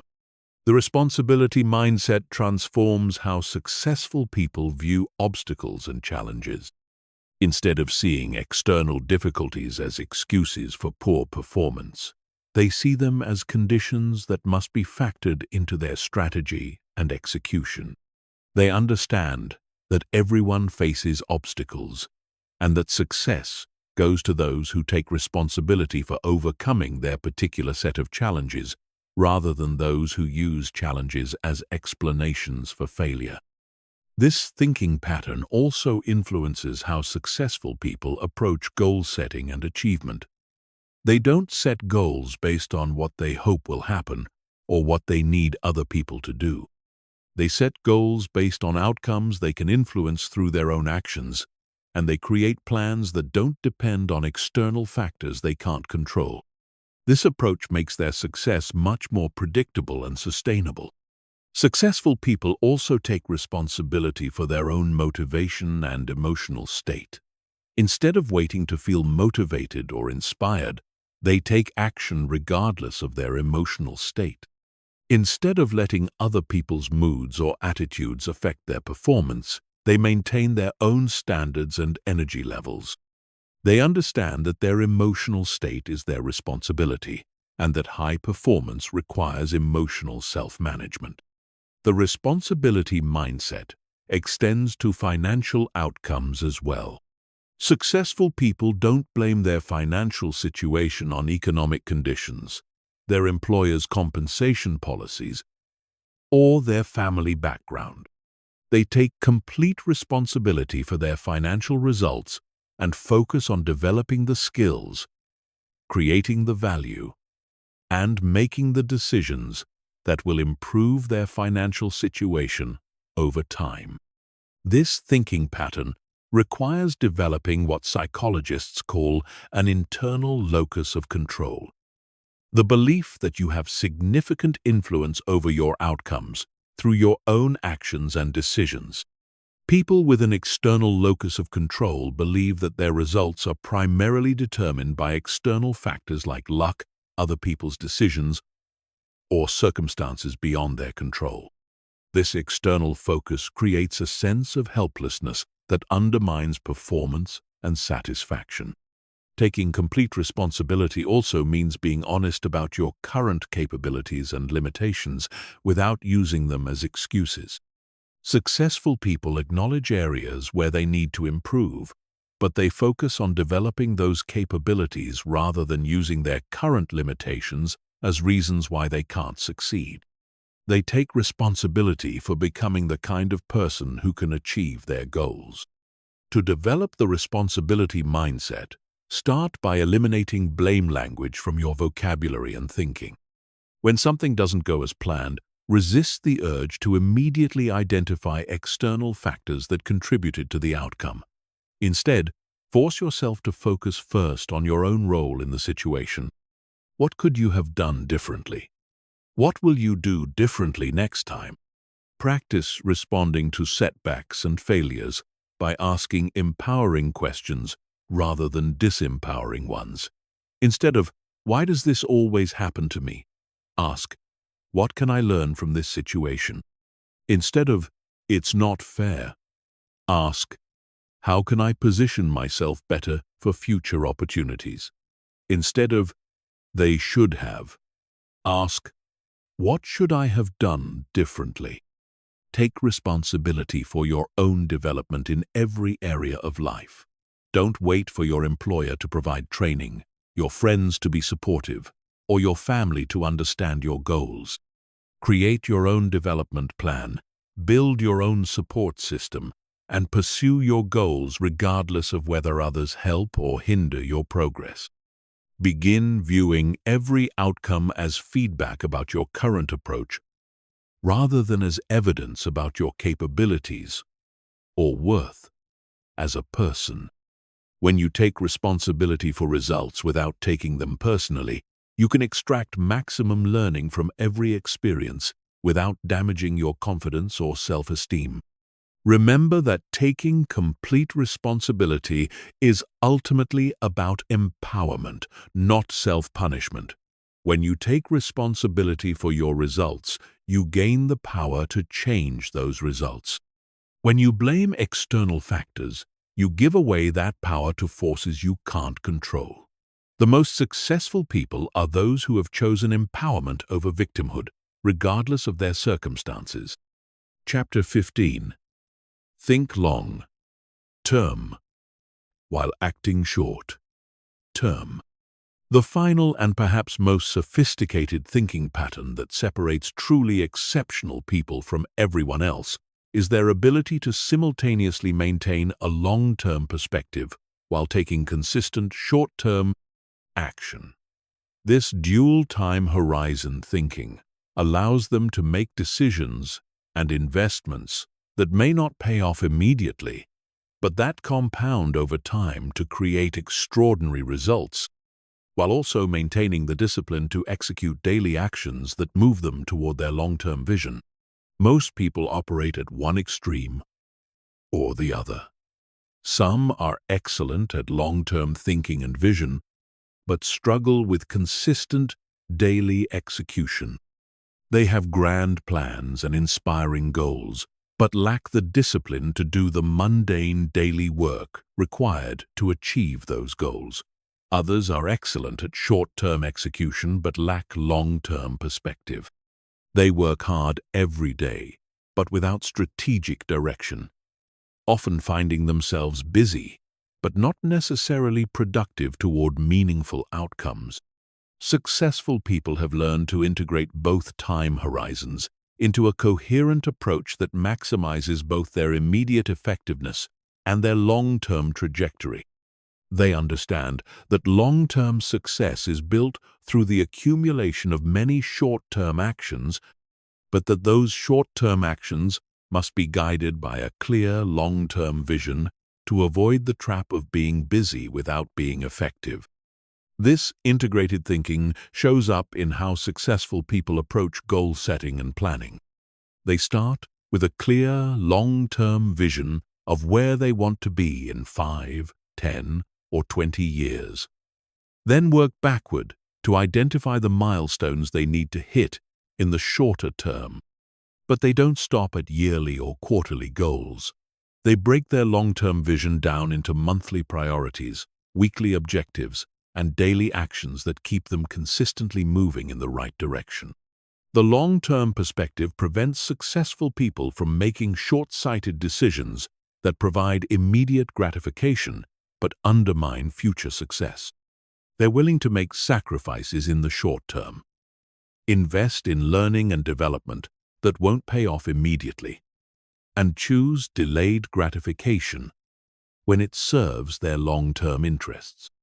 but their short-term action orientation prevents them from using long-term thinking as an excuse for procrastination or lack of urgency. This dual thinking pattern particularly shows up in how successful people approach skill development and learning. They identify the capabilities they'll need to achieve their long-term goals, then create systematic approaches for developing those capabilities through daily practice and learning. They understand that mastery is built through years of consistent effort, but they also know that those years are made up of individual days of deliberate practice. In business and career development, this thinking pattern allows successful people to make strategic moves that position them for long-term success, while also delivering excellent short-term performance. They might take on challenging assignments that will develop important skills, build relationships with people who could be important future collaborators, or invest in learning technologies that will become critical to their industry. But they execute these strategic moves with the same intensity and excellence they bring to their immediate responsibilities. The integration of long-term and short-term thinking also shows up in financial planning and wealth building.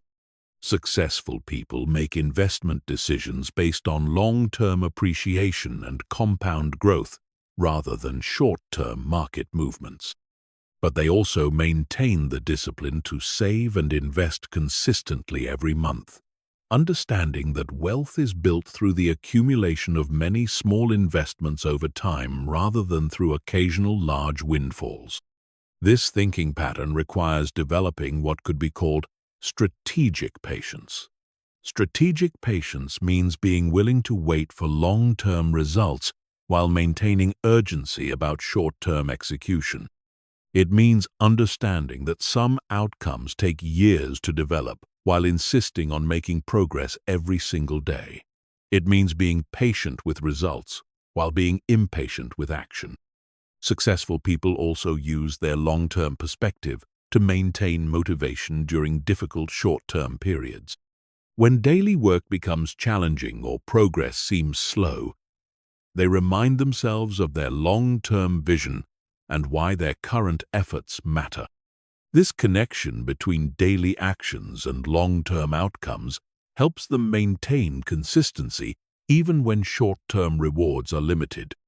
The dual time horizon approach also influences how successful people handle setbacks and failures. Their long-term perspective prevents them from being derailed by short-term disappointments because they understand that setbacks are temporary and normal parts of any long-term journey. But their short-term action orientation prevents them from wallowing in disappointment or using setbacks as excuses for inaction.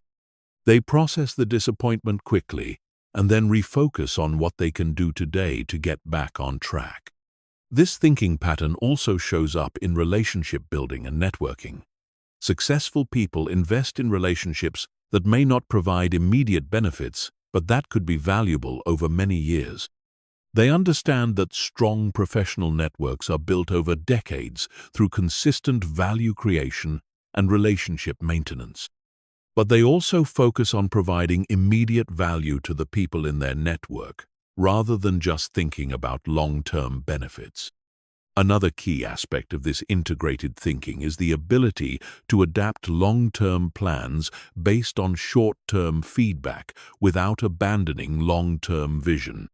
Successful people regularly review their progress and adjust their strategies based on what they're learning through daily execution.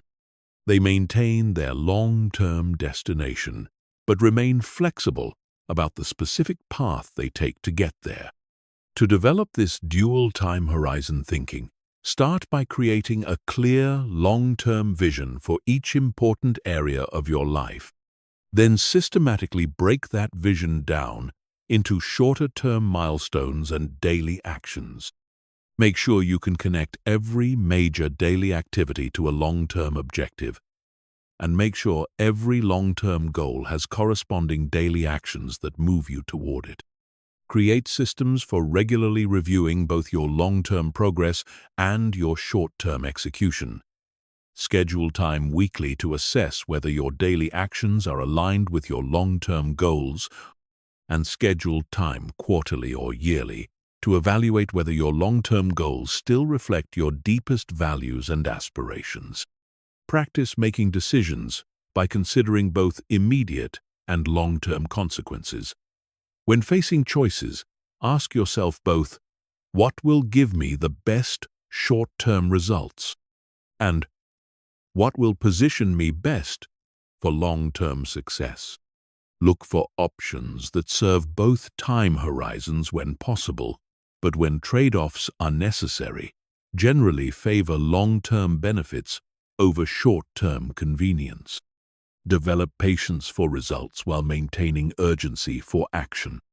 Understand that most meaningful achievements take longer than you initially expect, but that consistency of effort over time will ultimately produce extraordinary results.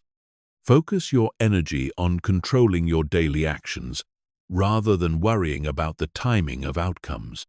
Remember that thinking long-term while acting short-term is not about sacrifice or delayed gratification for its own sake.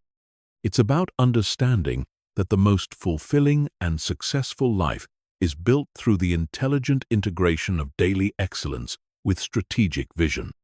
The most successful people are those who have learned to live fully in the present while building systematically toward an inspiring future.